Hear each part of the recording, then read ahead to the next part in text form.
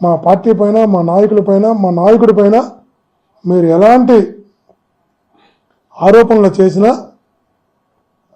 వాటిని తిప్పకొట్టడానికి మీరు చెప్తున్నటువంటి అబద్ధపు మాటలు, మీరు చేస్తున్నటువంటి బ్లాక్మెయిల్ రాజకీయాలు చెప్పడానికి ఎప్పుడు ముందు ఉంటామని కూడా మీకు తెలియజేస్తున్నా. మీరు అన్నారు నేను రష్యాకు ఫ్రెండ్స్తో వెళ్తే తప్ప అని అడిగారు.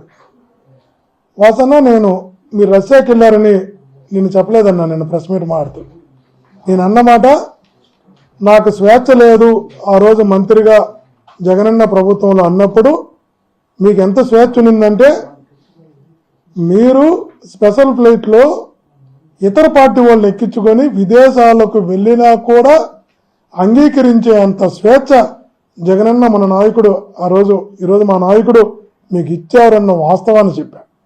మీరు ఏ దేశానికి వెళ్ళారని నేను ప్రెస్ మీట్లో మాట్లాడలే. మీరే చెప్పారు రష్యాకి వెళ్ళాను, వెళితే తప్పే అని. ఓకే, ఈ పార్టీలో నువ్వు మంత్రిగా ఉండి అవతల పార్టీ వాళ్ళని తీసుకొని రష్యాకి వెళితే తప్ప స్పెషల్ ఫ్లైట్లో ఉంటున్నావు.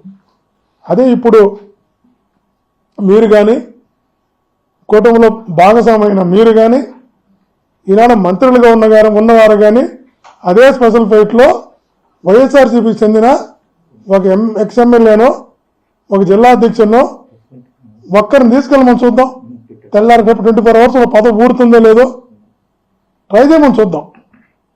ఏ మంత్రినైనా తనతో పాటు తన స్పెషల్ ఫ్లైట్లో విదేశాలకు కాదు, ఇక్కడి నుంచి ఢిల్లీ దాకా తీసుకెళ్ళమని చూద్దాం.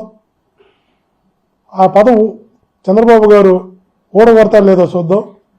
కానీ మీకు ఆ స్వేచ్ఛ జగనన్న ఇచ్చారు. పోయినా కూడా మిమ్మల్ని గౌరవించిన సంస్కారం, సభ్యత జగనన్న ఉన్నది. దాన్ని మీరు అంగీకరించాలి. వాసన్న, చిరుమలమ్మ గారు వేరా, చిరుమలమ్మ గారు జగనన్న ఫ్యామిలీ గురించి మాట్లాడారు. మీరు వాళ్ళ చాలా నాకు ఒకటే అడుగుతున్నా, రాజకీయాల్లో కుటుంబంలో ఒకరు ఉండాలి అని ఒక నిర్ణయం తీసుకున్న తర్వాత ప్రజలు ఆ నిర్ణయాన్ని అంగీకరించి జగనన్నను ఒక ముఖ్యమంత్రిగా ఎన్నుకున్న తర్వాత కుటుంబంలో ఉంటాయి. ప్రజలు యాక్సెప్ట్ చేసిన తర్వాత అదే మిమ్మల్ని అడుగుతున్నా. మీకు కూడా 2 చెల్లెలు ఉన్నారు, సిస్టర్స్ ఉన్నారు, రమణమ్మ గారు, రేవతమ్మ గారు. మీరు కూడా 2 సిస్టర్స్ని రాజకీయాల్లోకి ఎందుకు తీసుకురాలా? మీ ఆస్తిపాస్తుల్లో భాగస్వామిని ఎందుకు చేయాలా? అన్నిట్లో కూడా ఎందుకు ముందు పెట్టలా? చెప్పి రాష్ట్రంలో ఎవరైనా చెప్పండి. పెళ్ళై 20-25 సంవత్సరాలు అయిన తర్వాత కూడా అలా అన్న చెల్లెళ్ళు ఎలా ఉంటారు చాలామంది చెప్పాలి. అందరూ కూడా మీరు చెప్పాలి. వాసన్న, మీరు కూడా వాసన్న, మీకు జగన్మోహన్ గారు ఇచ్చినటువంటి స్వేచ్ఛ, గౌరవం నిజంగా కూడా మీకు తప్పకుండా గుర్తొస్తుంది. ఒకరోజు ఈరోజు మీరు మాట్లాడచ్చు. మీరు అక్కడికి వెళ్ళారు కాబట్టి, అక్కడ సక్సెస్ అవ్వాలి కాబట్టి, మీకు తప్పదు కాబట్టి, మీరు నాయకుడినన్నా, మా నాయకుడినన్నా, మమ్మల్నన్నా, అది నీకు అవసరం కాబట్టి మీరు మాట్లాడడం మేము అర్థం చేసుకోగలం. కానీ ఒకనాటికైతే మీకు అర్థమవుతుంది వాసన్న, ఖచ్చితంగా అర్థమవుతుంది. ఆ రోజు ఉన్న స్వేచ్ఛ, ఆ రోజు అక్కడ ఉన్నటువంటి ఆత్మీయత, అక్కడ ఉన్నటువంటి ఆనే మనుషులు ఇక్కడ లేరు. నాకు ఈరోజు నా పరిస్థితి ఏంటి అని ఓపిక పడదాం. కాలము చాలా గొప్పది, నేచర్ చాలా గొప్పది. మీకు ఖచ్చితంగా అర్థమవుతుంది. మీరు చాలా మాట్లాడుతున్నారు. నేను అడుగుతున్నా, బ్లాక్మెయిల్ అని మీరు ఎన్నిసార్లు జగన్మోహన్ గారిని ఇబ్బంది పెట్టుంటారు. ఎన్నికలు వచ్చాయంటే ఇబ్బంది. ప్రతిసారి బ్లాక్మెయిల్ చేస్తావు. ఎందుకు చేస్తావో తెలియదు. అది నిజంగా సజ్జల రామకృష్ణారెడ్డి అన్న ఓపిక కూడా మెచ్చుకోవాలి.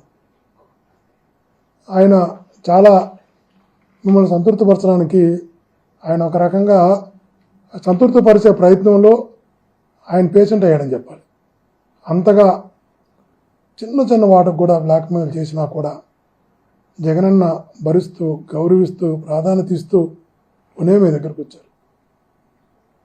మిమ్మల్ని ఆ స్థాయిలో ఉంచాడు కూడా. అది కూడా మీకు ఏదో ఒక రోజు గుర్తొస్తుంది. ఈరోజు మీరు మాట్లాడండి, ఎన్ని మాట్లాడినా కూడా మీకన్నా ముందు చాలామంది మాట్లాడుతున్నారు జగనన్న గురించి. ఇంకా ఎవరెవరో మాట్లాడుతున్నారు, అన్ని పార్టీలు మాట్లాడుతున్నారు. ఒక వ్యక్తిని ఎదుర్కోవడానికి అనేక పార్టీలు, అనేక మంది కూటములై ఒక్కటై ఒక వ్యక్తిని ఎదుర్కోలేక సంయుక్తంగా పోరాటం చేస్తున్నారు. అందులో మీరు కూడా ఒకరు. కానీ జగనన్న వెనకాల నేచర్ సపోర్ట్ ఉంటుంది, దేవుడు సపోర్ట్ ఉంటారు, అంతకన్నా మించి ప్రజలు సపోర్ట్ ఉంటారు. కాబట్టి ఇవన్నీ భరించడంలో ఆయన కూడా అలవాటు పడ్డాడు, ఇలాంటివన్నీ కూడా ఎదుర్కోవడంలో, ఇలాంటివన్నీ తట్టుకోవడంలో.